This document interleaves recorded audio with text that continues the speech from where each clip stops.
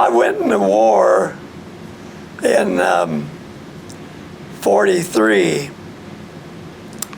and we went up to, or the train took us. I've got pictures of us waiting at the depot up there for the train to pick us up, to take us to Benning up at the Indianapolis.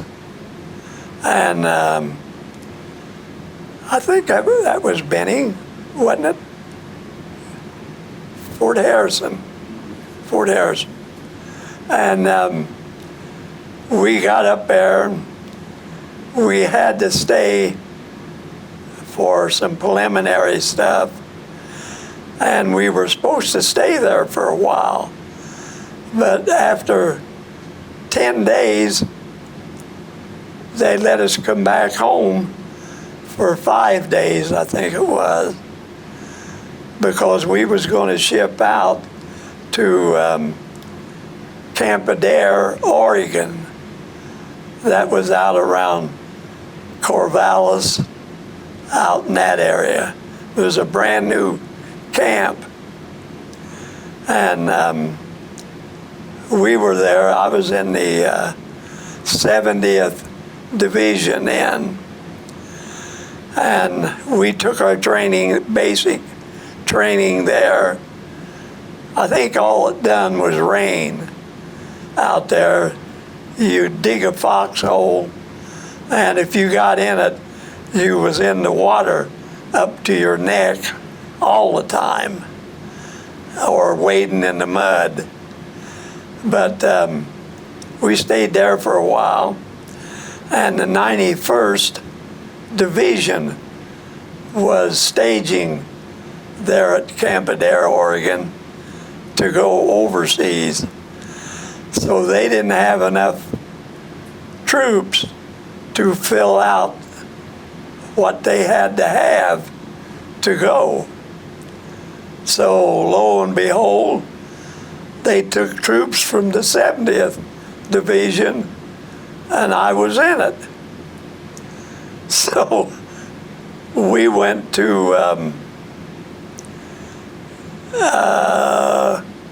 we were supposed to go to Italy, but they decided they was going to take us down to Africa, and we went to Portopoo is where we landed. And of course, just being 18, I thought Africa was just jungle and wild animals. But where we went, it was all desert. And we took our training there. We hiked out through the desert where you take one step forward and slide back a couple in the sand. And we went out once on a short tour, and we spent almost all night. The lieutenant sort of got lost where we were going. So we came back to our campsite. I was staying with a big fella. We was in a pup tent. And this fella, he was from Greece. And we come off of this trip, and they told us we could go to our tents and freshen up a little bit, and then go to the kitchen and eat breakfast. So we went down there to our tents. This guy, I can't remember his name, he went in first. You had to crawl into him because he was so big. He was just about, his head stuck out one end and his feet the other. But he got down on his knees to crawl in there. and there was a great big lizard. He must have been 2 foot long, laying on his pillow. And when he was down on his knees crawling in, he just almost crawled into it. Well, he didn't back out. He just stood up straight, took tent and all. And we didn't have a tent for a while because he just ripped everything and come out of there. Well, we trained on Ranger Beach for a beachhead. We were told it would be Anzio. But when we left Africa, we went to Caserta, Italy. And we was in a little camp there, staged there for a while. Then we got orders that we were to move up. We were going to go into combat. So we drove up to where they let us off the trucks, and that was on, I believe it was on July 4th. And we started to the front to relieve another outfit. And as I was walking with the group, I saw 2 soldiers laying there by the trail waiting for the burial group to pick them up. And I glanced at that one, and then I looked back again, and he was red-headed. And so I got a better look at him, and he was a boy that I had run around with there when I lived in Bucktown. And that has stayed with me ever since. I've had trouble with it. But we went into on up, then got ready to relieve this other group, and a lieutenant come over and sent 3 of us back down the way we'd come in to look at a cave and see if there was anything in there. But there wasn't. So only a bunch of great big vats of wine, and it's good. And so we went, looked that all over, and there was no any of the Army in there. So we started back to our unit, and we run into some of these Germans and the Italians, and they were in what they call spider holes. It was just a hole they dug in the ground that they could stand in and then step up on a little ledge they had in there and raise the top up just a little bit, and they could shoot out of there and then drop it back down. And they were camouflaged, and they were scary.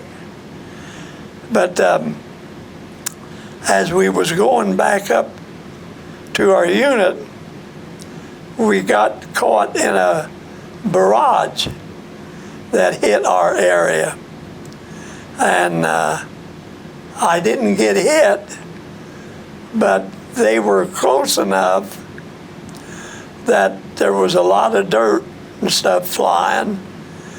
And I don't know what exactly happened, but whether it was the dirt that got in my eyes or what it was. But I wound up that I couldn't see. And I was just roaming around up there because the other guys went on to get with their unit. And finally somebody found me, took me back to the kitchen and left me, and told them to get a hold of the medical service and have them take me back to the 300 General Hospital in Rome. So I got back there, and they worked with me, got me back where I could see pretty good for that. And now I have eye trouble. So anyway, we started into combat, and we fought up north to through Anzio, and we went up to, was getting ready to attack Rome, and they declared Rome a open city, so that nobody was going to attack Rome. So we got on a British destroyer, and it took us past Rome. And then we went on north out of Rome, or north of Rome there, to Livorno, or Leghorn, it was called. And it was a port, and it was pretty well damaged. And then I got sent back to this 300 General Hospital for a reclassification. Now, I may go over some of this stuff. I have trouble remembering it. But they reclassified me as not qualified for any more combat. And they sent me to 34th Station Hospital, and I was an ambulance driver there. And I pretty well got to see all Rome.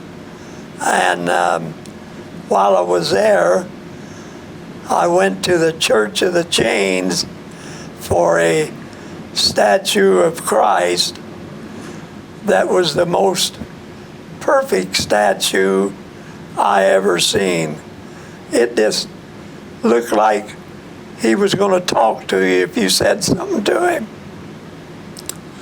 And I got a chance. Now they won't let you do it, but we went into the Colosseum, and that's where they fed the Christians to the lions during their shows, I guess you'd call it, they put on for the people of Rome. And I got to go up on one of the hills where they had cages built back into the rock and had iron bars on them. And they said that's where they kept the Christians until they took them over to the Colosseum.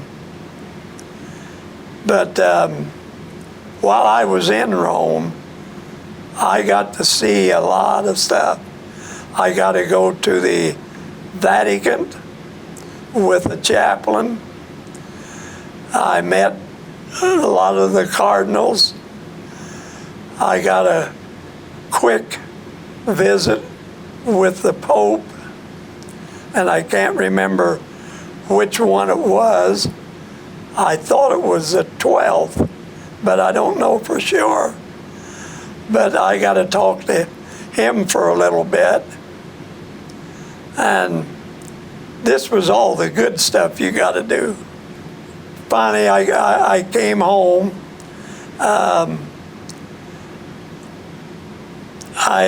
We landed in Newport News over on the Atlantic. But coming home, I've been sick, but I was never that sick before, of seasick. I lived all the time I was on the boat, up on deck, sleeping between a couple of little buildings up on there, because I couldn't go downstairs. And I had just got a bridge put in because I'd lost a couple of teeth. And the last time I saw them teeth, they were floating down like eave troughs that were put along the sides of the ship there to take care of the guys that got sick. And I seen my teeth floating down them, so maybe a shark's got them now. But I came back home.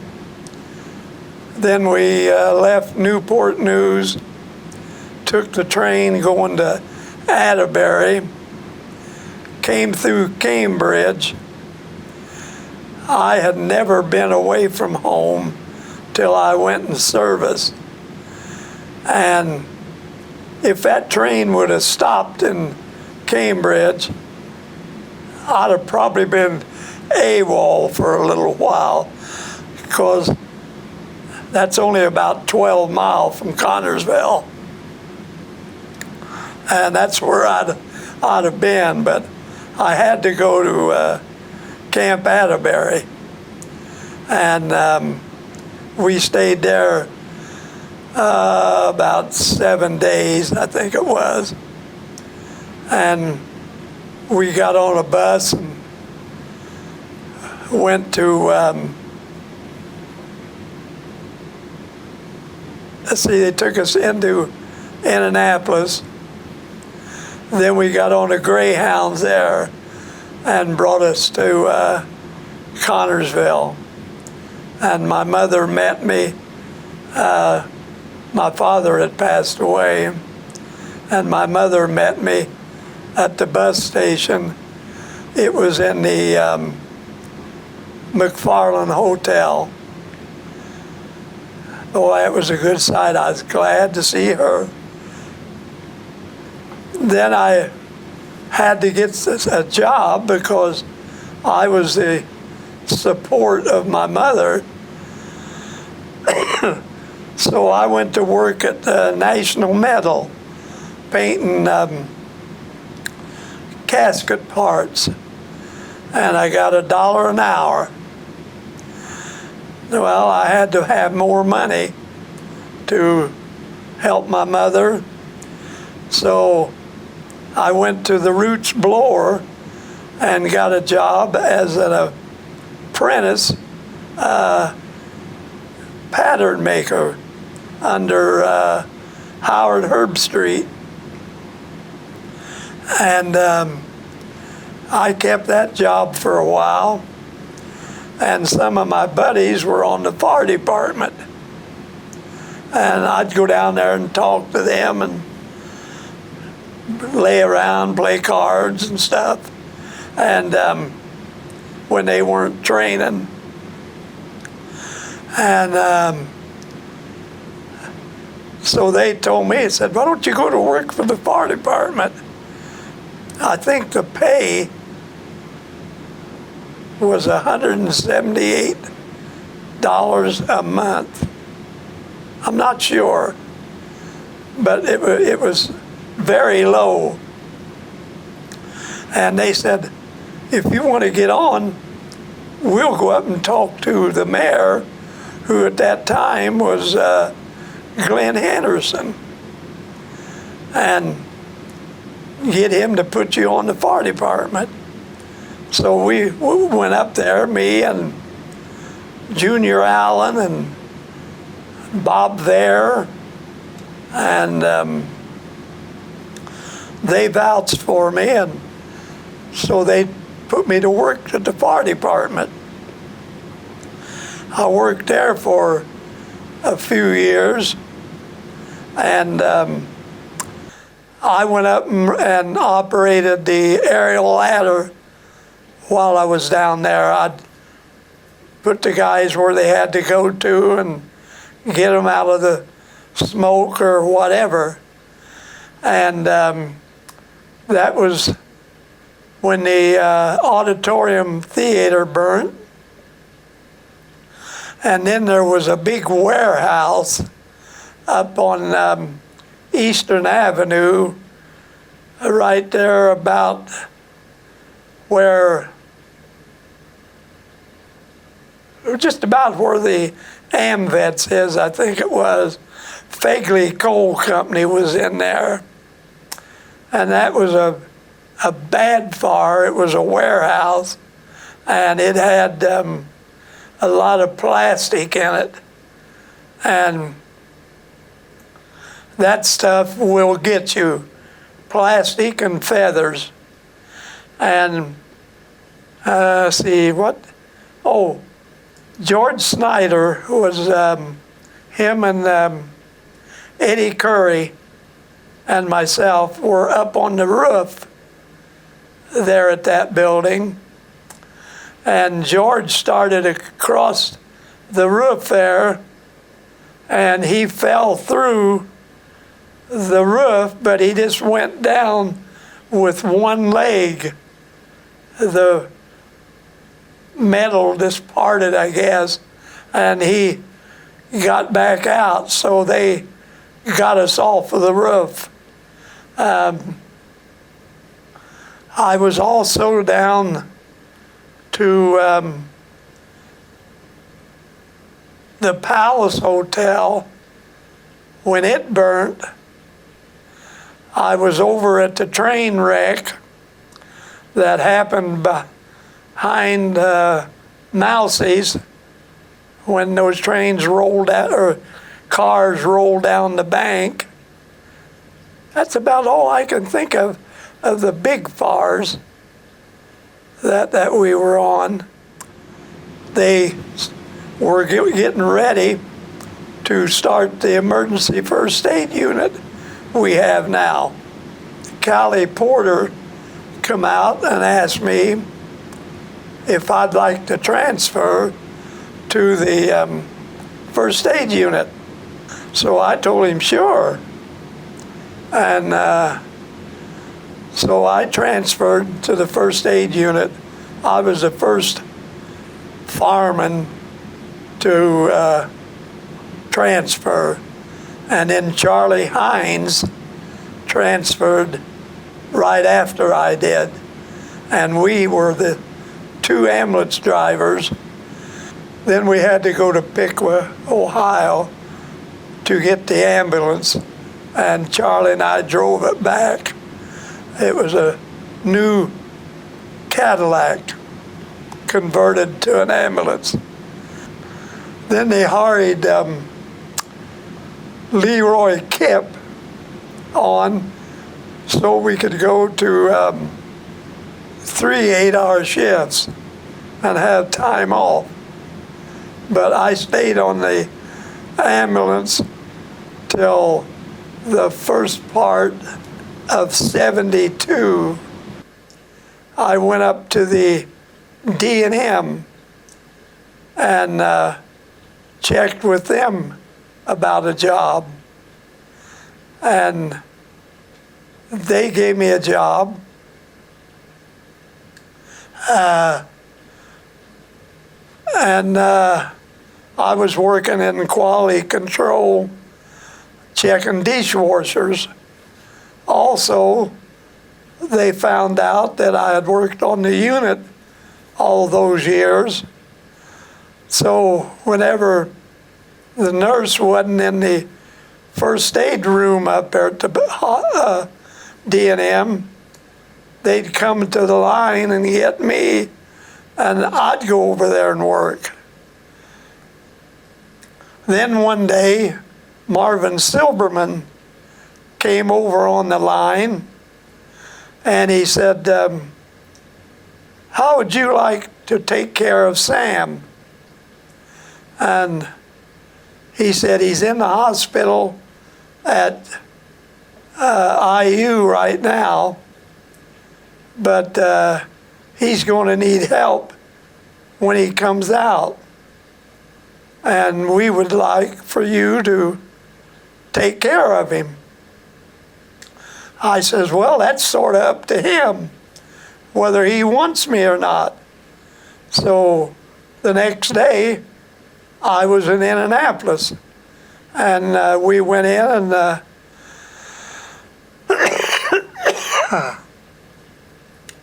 talked to Sam and his wife, and explained what they wanted to do. And Sam said that was all right with him, and his wife agreed. So I didn't go back out on the line anymore. I started to taking care of him. I'd go to his house every morning, get him up, help him get a shower, dress him, take him downstairs. He would eat his breakfast, and then I'd take him into the shop, and I stayed with him. And whenever he had to leave to go somewhere, they just called me, and I left with him. We went to Indianapolis, might go out to the country club for lunch. I also had to take him and his wife out there every evening for their dinner. When he had to go to Indianapolis, I was with him, I guess sort of like an aide. Where he went, I went. If he went into a meeting, because he belonged to a big bank, he was on the board of directors in Indianapolis. I had to go in there in the room where the meeting was, because they wouldn't let him sit in there and me out in the other room when I was taking care of him. So I had to go in there with him. And he was the most common person you could ever run across after you got to know him. He could go into St. Elmo's and eat, or he could go into the Nickel Nook and sit down and get a coney dog. It didn't matter to him. And I stayed with him. I think it was about somewhere around 10 years that all I done was take care of Sam. And when he went to Florida on vacation, Dick went to Florida, and I'd never flown before. I'll tell you what, that was a trip. When I finally quit work,